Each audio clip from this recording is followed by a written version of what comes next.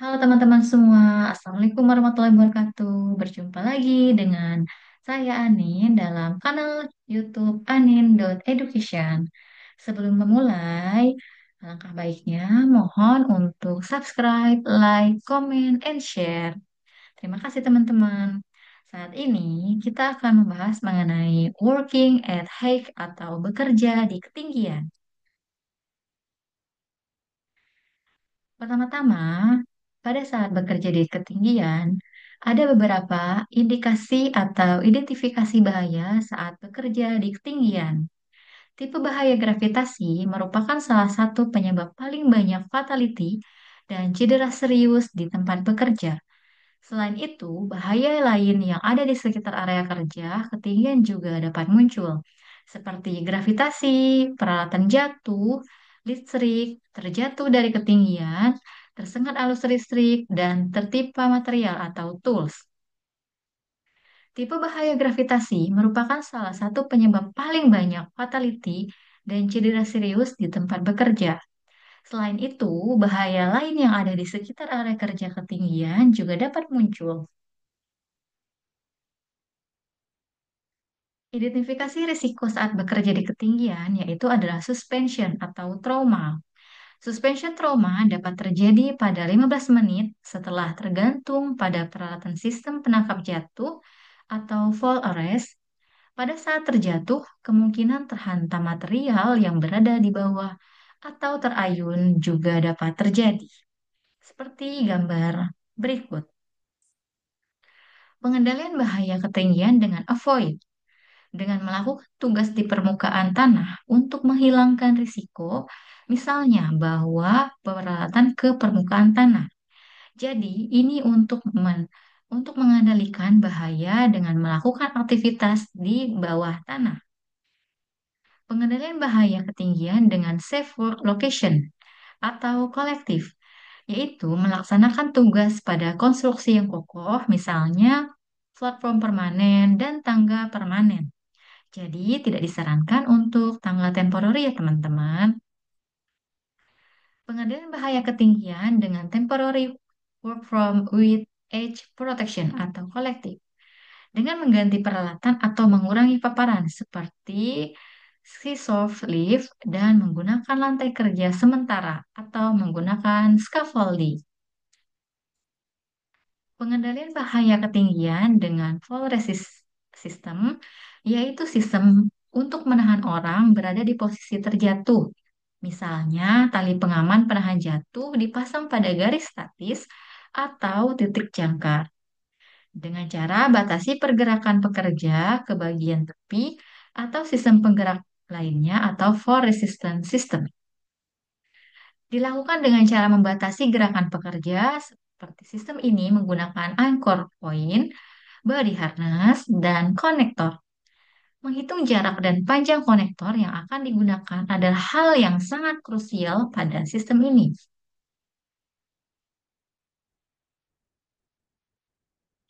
Pengendalian bahaya ketinggian dengan fall protection, yaitu sistem perlindungan jatuh atau fall protection system, merupakan sistem yang digunakan untuk mengurangi konsekuensi dan jarak jatuh bebas pada saat terjatuh.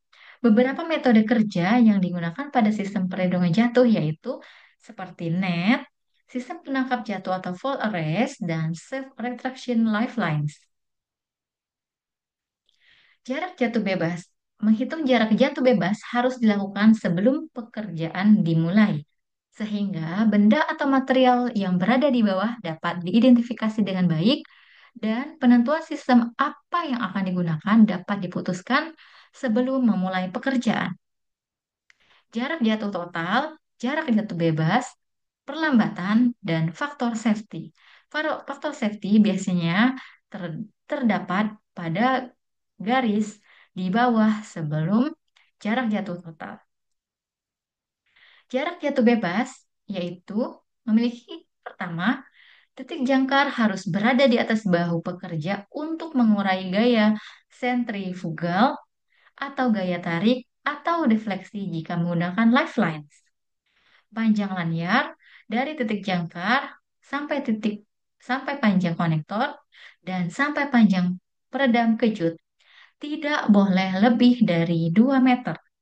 Panjang peredam kejut atau shock absorber yaitu 1,75 meter dengan England standar atau 1,1 meter dengan ANSI standar. Kemudian untuk gambar yang D, jarak daring ke ujung kaki pekerja yaitu 1,5 meter.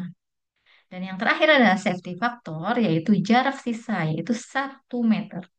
Dengan menghitung ini, seperti contoh, jarak yang diperlukan adalah B, yaitu panjang lanyar, ditambah C, yaitu panjang peredam atau shock breaker, ditambah D, yaitu jarak daring, dan ditambah E, yaitu sisa atau safety factor, yaitu dengan 5,6 meter adalah jarak jatuh bebas.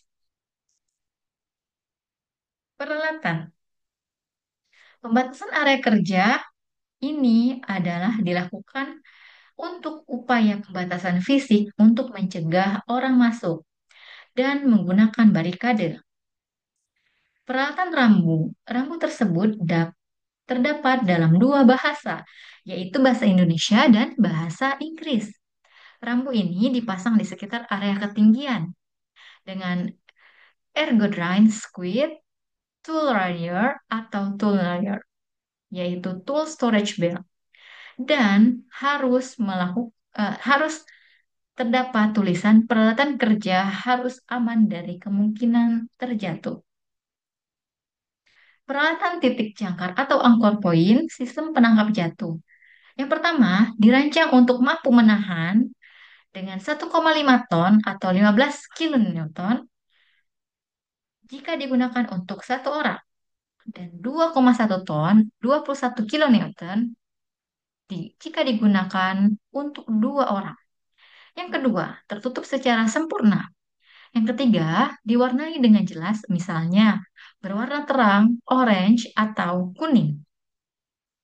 Yang keempat, dirancang dan dipasang oleh orang yang berkompeten. Yang kelima, mampu menahan beban 600 kilogram atau 6 kilonewton. Yang terakhir adalah tertutup dengan sempurna. Peralatan lain yaitu adalah full body harness, sebuah desain strap untuk mengamankan tubuh dengan baik dengan menyalurkan gaya penangkap jatuh ke paha, pinggul, panggul, dada, dan bahu yang akan dicantolkan ke komponen lain pada sistem penahan atau penangkap jatuh. Peralatan lain yaitu komponen full body harness dari tidak ada kerusakan fisik termasuk retak, bengkok, karat berlebih. Tidak ada perubahan bentuk. Webbing strap harus warna benang jahit berbeda dengan warna webbing.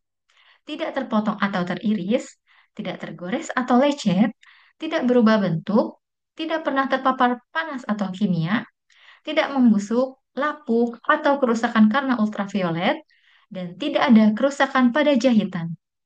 Ini adalah komponen pole body harness yang harus ada atau disediakan.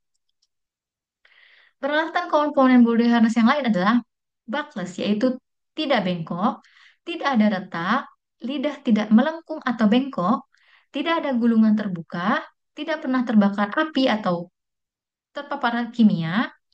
Label. Label harus mengetahui tahun produksi tertera dengan jelas, menunjukkan nomor seri produk dan kapasitas beban yang bisa diangkat. Kolom inspeksi terpasang dengan jelas, nama produsen dan standar internasional tertulis dengan jelas. Pengaplikasian full body harness yaitu dipasang di atas. Tidak diperkenankan untuk pengaplikasian di bawah atau berada di bawah kaki pekerja. Pengaplikasian yang benar adalah seperti gambar di sebelah kanan, yaitu lifeline di atas kepala atau di atas badan pekerja.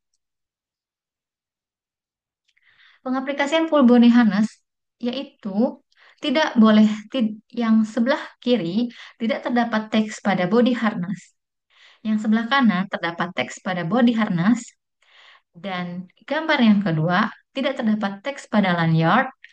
Dan yang terakhir, terdapat teks pada lanyard. Peralatan penyambung konektor atau lanyard adalah suatu peralatan yang digunakan untuk menyambungkan titik jangkar ke daring bodi harness. Lanyard mempunyai dua, yaitu single dan double. Tali tidak ada bekas terpotong, teriris, tergores, lecet, atau berjumbai, tidak meregang secara berlebih, tidak ada jahitan rusak, tidak pernah terbakar atau terekspos bahan kimia, tidak rusak karena sinar ultraviolet atau lapuk atau berjamur, hook tidak berubah bentuk, tidak ada karat berlebih, dan hanya dapat dibuka dengan menggunakan dua mekanisme minimal. Pengunci hook berfungsi normal. Shock absorber jika ada, belum pernah digunakan. Terdapat label yang menginformasikan kapasitas beban yang bisa diangkat dan tahun pembuatan.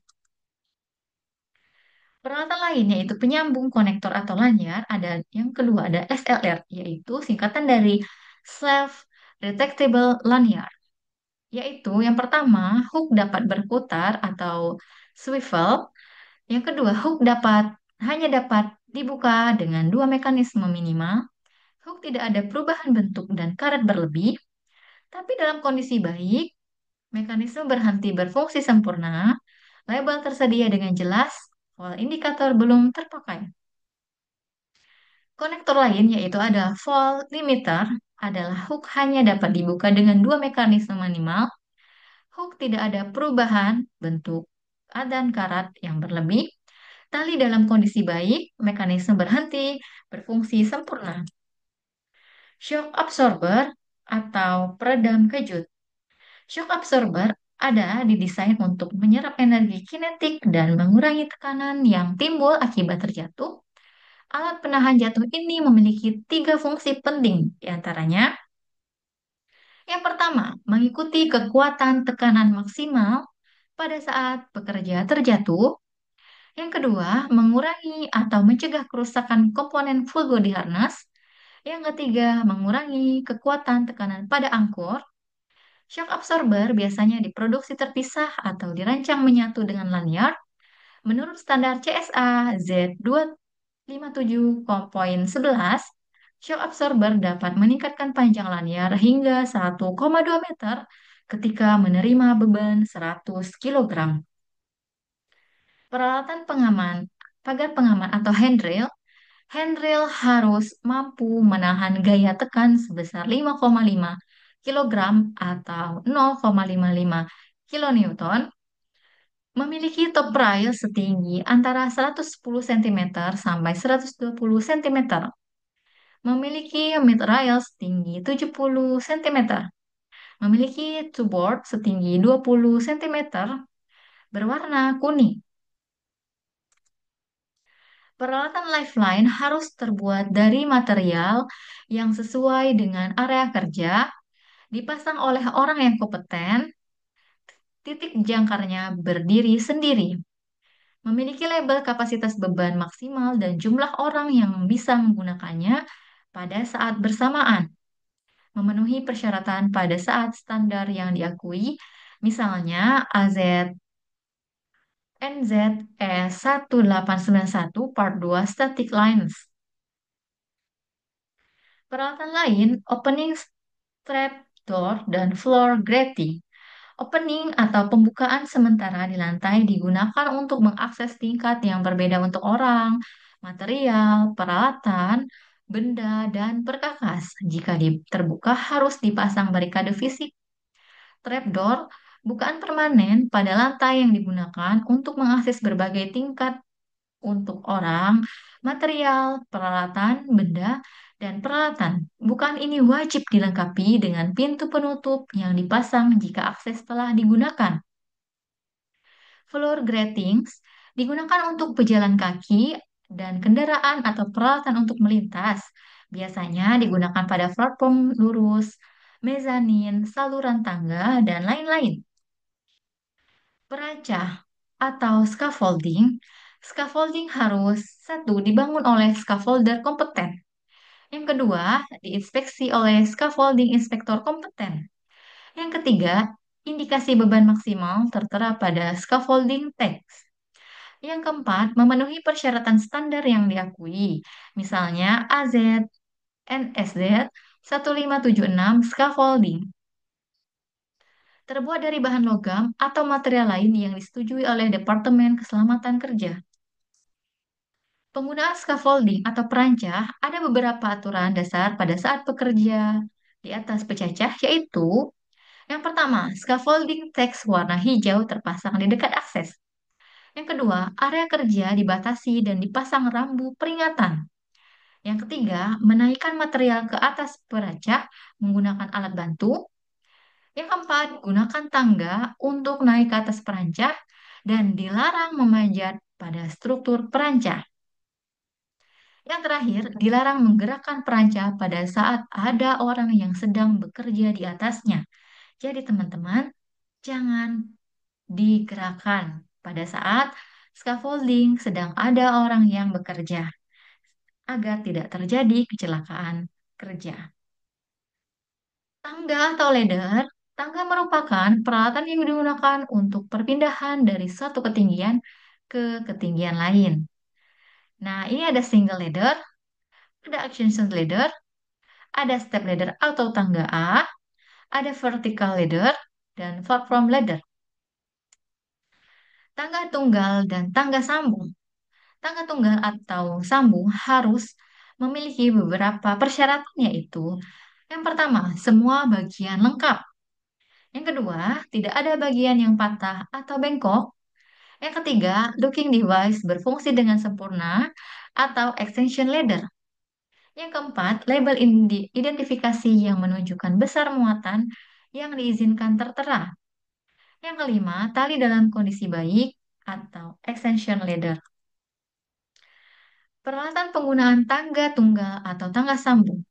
Ada beberapa aturan dalam penggunaan tangga tunggal atau tangga sambung, yaitu yang pertama, diinspeksi sebelum digunakan. Yang kedua, penerapan prosedur 3 titik tumpu. Yang ketiga, naik dan turun harus menghadap ke tangga. Yang keempat, tidak membawa material yang mengganggu prosedur 3 titik tumpu. Yang kelima, tangga diikat dan diamankan dengan baik atau dipegangi oleh teman kerja. Yang keenam, hanya digunakan sebagai akses. Yang ketujuh, posisi tangga yaitu 1:4. Yang kedelapan, hanya digunakan oleh satu orang pada saat bersamaan. Peralatan tangga A harus satu memiliki bagian lengkap dan tidak ada kerusakan. Yang kedua, looking device berfungsi dengan sempurna. Yang ketiga, label identifikasi yang menunjukkan besar muatan yang diizinkan tertera. Yang keempat, tangga A harus hanya tangga dari bahan fiber yang boleh digunakan untuk pekerjaan kelistrikan. Yang terakhir, tangga A harus memiliki kaki anak tangga dan harus anti-slip. Peralatan penggunaan tangga A ada beberapa aturan dasar dalam penggunaan tangga A, yaitu yang pertama, diinspeksi sebelum digunakan. Yang kedua, hanya digunakan untuk pekerjaan ringan. Yang ketiga, posisi tangga menghadap ke peralatan yang akan dikerjakan atau diperbaiki. Yang keempat, dilarang menjangkau terlalu jauh keluar tangga. Yang kelima, bagian tangga paling atas tidak boleh digunakan sebagai pijakan. Tangga platform harus mempunyai beberapa aturan. Yang pertama, semua bagian lengkap dan tidak ada kerusakan. Yang kedua, roda tidak dapat berfungsi pada saat orang yang menggunakannya menggunakan rem pada roda atau jack. Yang ketiga, label identifikasi yang menunjukkan besar muatan yang diizinkan dan larangan penggunaan pada pekerjaan kelistrikan tertera. Yang keempat, alat pembatas pada bagian belakang platform, rantai, atau flat bar. Yang kelima, didesain oleh engineer, dibuat oleh orang yang berkompeten dan disetujui oleh manajer. Peralatan penggunaan tangga platform, ada beberapa aturan dasar dalam penggunaan tangga platform, yaitu yang pertama, diinspeksi sebelum digunakan. Yang kedua, roda terkunci tidak berfungsi pada saat sedang digunakan. Yang ketiga, tidak digunakan untuk pekerjaan listrik. Jadi, tidak boleh digunakan untuk pekerjaan listrik dan maksimal adalah dua orang atau dua pekerja. Vertical ladder. Vertical ladder harus yang pertama semua bagian lengkap dan tidak ada kerusakan. Sangkar dipasang jika ketinggian tangga mencapai 4,25 meter. Sangkar dipasang mulai ketinggian 2 meter di atas permukaan lantai. Lantai kerja yang ditinggikan atau elevated work platform, lantai kerja yang dapat ditinggikan merupakan peralatan yang digunakan untuk mencapai ketinggian dengan menggunakan peralatan mekanis. Beberapa peralatan yang umum digunakan yaitu adalah skisor lift, bomb lift, main basket. Persyaratan umum yaitu terdapat titik jangkar untuk lanyard, terdapat emergency stop pada panel kendali, terdapat alat untuk menyeimbangkan platform, terdapat peralatan darurat untuk menurunkan platform, terdapat alarm pada saat bergerak, dan hanya diproses oleh atau dilakukan oleh orang yang kompeten. Prosedur kerja aman atau izin kerja aman. Prosedur kerja mengacu pada prosedur kerja yang telah terdokumentasikan dan disetujui oleh pemandu pemandu orang dalam melaksanakan pekerjaan berbahaya dengan aman, termasuk semua pengendalian risiko terkait yang teridentifikasi dalam penilaian risiko yang terkait. Izin kerja dalam bekerja di ketinggian, izin kerja harus diselesaikan sebelum melakukan pekerjaan di ketinggian. Dan semua persyaratan yang diminta tidak dalam izin kerja harus dipenuhi. Inspeksi peralatan. Terdapat dua tipe inspeksi peralatan bekerja di ketinggian, yaitu inspeksi berkala. Inspeksi berkala ini dilakukan secara berkala, yaitu reguler, minimal 6 bulan sekali, menggunakan formulir atau yang tercatat, ditandai dengan label tertentu, dan yang kedua adalah inspeksi sebelum digunakan. Inspeksi sebelum digunakan ini dilakukan sebelum peralatan yang digunakan, dan inspeksi ini secara visual. Lantai kerja yang dapat digunakan.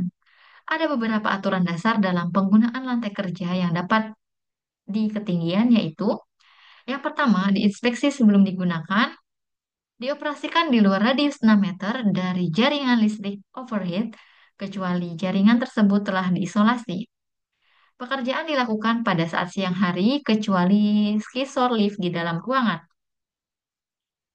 Bekerja di atap. Ada beberapa aturan dasar pada saat pekerjaan bekerja di atas atap, yaitu yang pertama, kondisi atap dan strukturnya diinspeksi sebelum dinaiki. Yang kedua, jika kemiringan lebih dari 150, maka pelindung tepi atau sistem penahan jatuh atau fall resistant, restraint, atau sistem penangkap jatuh fall harus digunakan. Seperti pada gambar ya. APD bekerja di ketinggian, ada beberapa aturan dasar pada saat menggunakan APD bekerja di ketinggian, yaitu yang pertama, selalu menggunakan full body harness yang disambungkan dengan lanyard. Yang kedua, diinspeksi sebelum digunakan. Yang ketiga, lanyard dicantolkan pada posisi yang tepat. Misalnya, setinggi mungkin yang bisa dicapai dengan tangan. Bekerja di atas platform.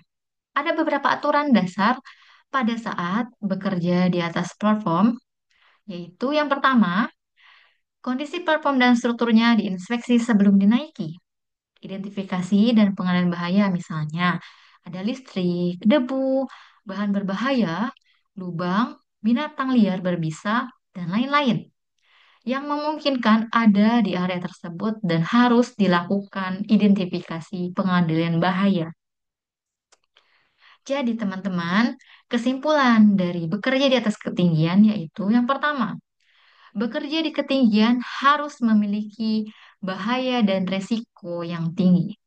Artinya, harus memiliki identifikasi bahaya apa saja dan risiko apa saja yang terjadi pada saat bekerja di atas ketinggian. Yang kedua, pemenuhan persyaratan pekerja, peralatan, dan administrasi harus dilakukan sesuai dengan standar perusahaan. Jadi teman-teman tidak boleh kalau ada pekerjaan yang di luar dari persyaratan pekerja, karena akan membahayakan pekerja itu sendiri. Yang ketiga, pemilihan pengendalian dilakukan sebelum pekerjaan dilakukan oleh penanggung jawab pekerjaan. Jadi, ini artinya pemilihan pengendalian tidak boleh dilakukan sesudah pekerjaan dilakukan dan harus memiliki penanggung jawab pekerja itu sendiri agar jika terjadi sesuatu yang tidak diinginkan bisa dilakukan investigasi. Yang keempat, pemilihan dan pemakaian APD bekerja di ketinggian wajib diketahui oleh semua pekerja yang terlibat. Jadi tidak boleh asal pakai baju atau tidak sesuai standarnya. Jadi teman-teman, kalau ada inisiatif sesuai keinginan itu disarankan tidak boleh karena harus mengetahui pekerjaan apa yang ada di atas ketinggian tersebut sehingga nanti tidak ada resiko kecelakaan kerja. Yang terakhir adalah pemilihan terhadap peralatan bekerja di ketinggian harus dipelihara. Jadi, jika ada beberapa tadi peralatan yang digunakan harus dilakukan investigasi, kemudian juga inspeksi sehingga peralatan tersebut terpelihara dengan baik untuk pengguna selanjutnya. Oke, teman-teman, terima kasih telah menonton video channel YouTube Anindut Education. Semoga apa yang tadi kami sampaikan bermanfaat bagi pendengar semuanya. Sebelumnya, mohon untuk subscribe, like, komen, dan share. Atas perhatian, saya ucapkan terima kasih. Sampai ketemu di video selanjutnya. Wassalamualaikum warahmatullahi wabarakatuh. Salam insinyur.